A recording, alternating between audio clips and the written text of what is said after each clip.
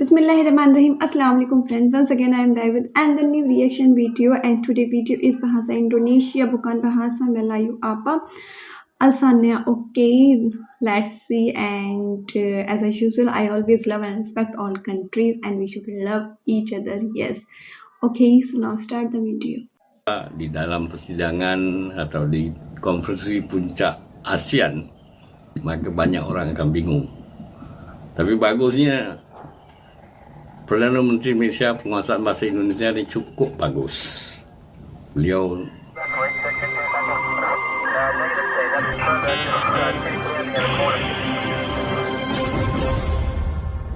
Zainal Abidin Tahir.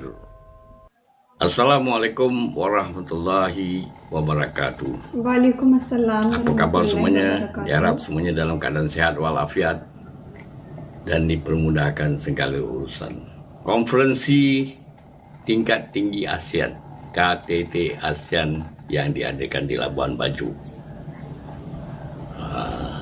Ada perbezaan dalam istilah bahasa Melayu Malaysia dengan bahasa Indonesia. Bahasa Indonesia memilih KTT, Konferensi Tingkat Tinggi ASEAN. Sementara di Malaysia digunakan Sidang Kemuncak ASEAN daripada terjemahan bahasa Inggeris, Asian Summit nanti, Asian Summit 2023. Jadi kalau gunakan sidang kemuncak pun orang Indonesia faham, tapi bagi Indonesia itu ada dalam konteks yang lebih kecil, persidangan dewan. Itu salah sedikit perbezaan antara bahasa Melayu Malaysia dengan bahasa Indonesia. Kenapa saya pilih bahasa Melayu Malaysia? Kerana bahasa Melayu ini besar, digunakan di sebahagian besar Sumatera,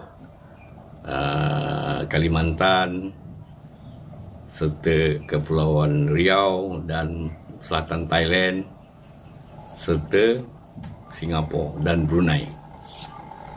Jadi itu saya pilih bahasa Melayu Malaysia.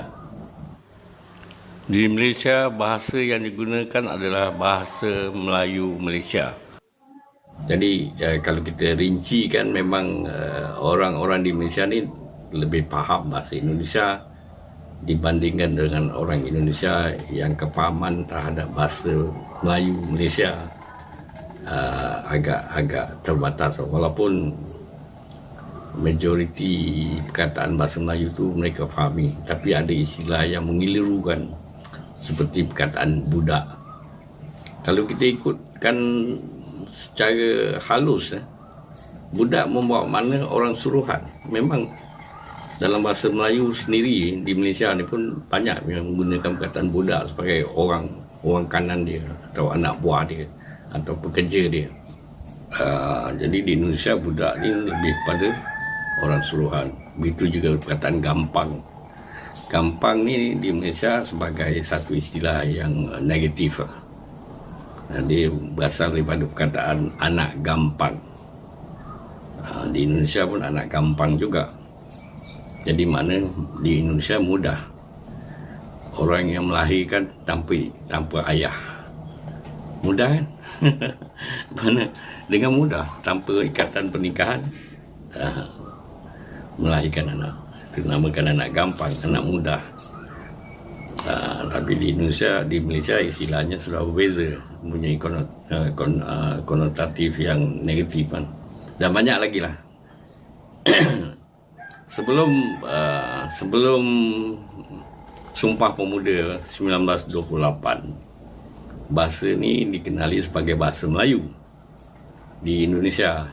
Tambahan di Jakarta, di mana orang-orang Jakarta menggunakan bahasa Betawi yang secara tidak langsung itu adalah bahasa Melayu Betawi. Kerana perbauran antara masyarakat di antara daerah di seluruh Nusantara, termasuk peranakan, termasuk orang-orang Arab, termasuk orang-orang Parsi, orang-orang yang berdagang, dia akan gunakan sebagai bahasa pengantara. Dan juga tersebar luas di Indonesia bahagian timur. Kenapa Indonesia bahagian timur ia popular? Kerana perdagangan rempah-rempah dan juga misioneri Kristian yang mengkristiankan orang-orang sebelah timur menggunakan bahasa Melayu semasa itu. Maka bahasa Melayu diterima pakai dan dijadikan bahasa Indonesia. Kenapa bahasa Indonesia? Kerana ada banyak penyerapan perkataan-perkataan baru dari pelbagai suku kaum yang ada di Indonesia, termasuk bahasa Belanda yang punya banyak persamaan dengan bahasa Inggeris. Jadi dalam Sumpah Pemuda tahun 1928, orang-orang yang berjuang untuk menyatukan Indonesia tu, terutama daripada Sumatera, mensyorkan bahasa Melayu sebagai bahasa perantara Indonesia lah. Tapi ditentang oleh berbagai pihak daripada luar daerah Melayu lah, terutama orang Madura lah, yang tidak senang dengan perkataan bahasa Melayu sebab mereka sedar akan permainan politik dunia. Semasa itu dia faham, sebab pihak Barat tidak mahu kita menyatu dengan satu bahasa yang besar. Kalau boleh dijadikan seperti India, negara yang besar yang tidak punya satu bahasa yang kokoh, dan akhir sekali mereka gunakan bahasa Inggeris. Jadi mereka tidak mahu perpecahan berlaku di awal-awal pembentukan kesatuan Indonesia, dan mereka faham akan permainan politik dunia. Dan hari ini kita boleh lihat di mana kalau kita gunakan istilah bahasa Melayu, banyak yang menentang kerana permainan politik dunia yang tidak mahu satu bahasa yang dominan di kalangan penduduk yang ramai, kerana berbalik kepada kepentingan ekonomi Barat. Jadi bahasa Inggeris ni yang sebenarnya dipopularkan oleh Inggeris semasa dia menjajah, dan seterusnya diambil alih oleh Amerika kerana perdagangan dunia ni didominasi oleh company daripada Amerika. Lagi satu contoh walaupun bahasa Sepanyol penggunaannya lebih besar daripada bahasa Inggeris kerana didominasi oleh Amerika Latin,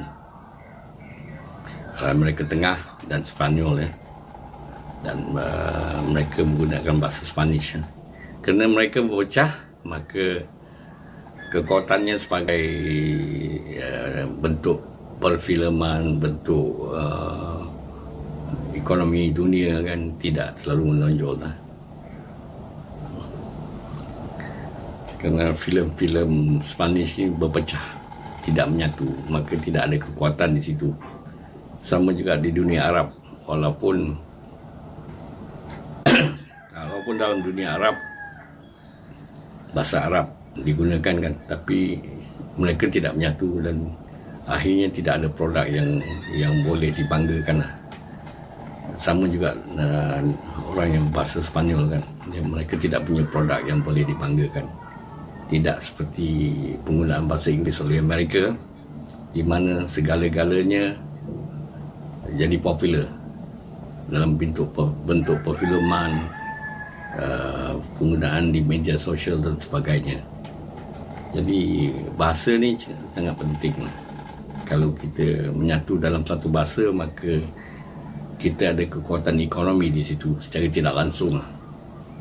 Dan kenapa saya bilang dari tadi orang Indonesia menolak bahasa Melayu sebagai bahasa Indonesia? Kerana perpecahan yang akan berlaku dan sedang berlaku tanpa kita sadari. Jadi kadang-kadang kita rasa kita ni nasionalis, tapi kita sudah diresapi oleh kuasa-kuasa Barat yang ingin memecah belahkan terus supaya dominan pasaran mereka tetap utuh. Mereka tidak mahu saingan sebenarnya. Mereka pendiri bangsa Indonesia memilih bahasa itu sebagai bahasa Indonesia, bukannya bahasa Melayu.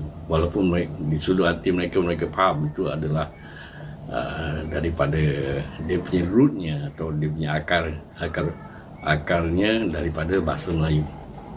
Tapi demi persatuan negara, mereka menolak istilah bahasa Melayu dan tetap memilih bahasa Indonesia sebagai bahasanya.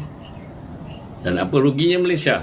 Kita faham kalau kita ngotok terus atau kita terus berjuang sebagai bahasa Melayu, maka akan berlaku perpecahan.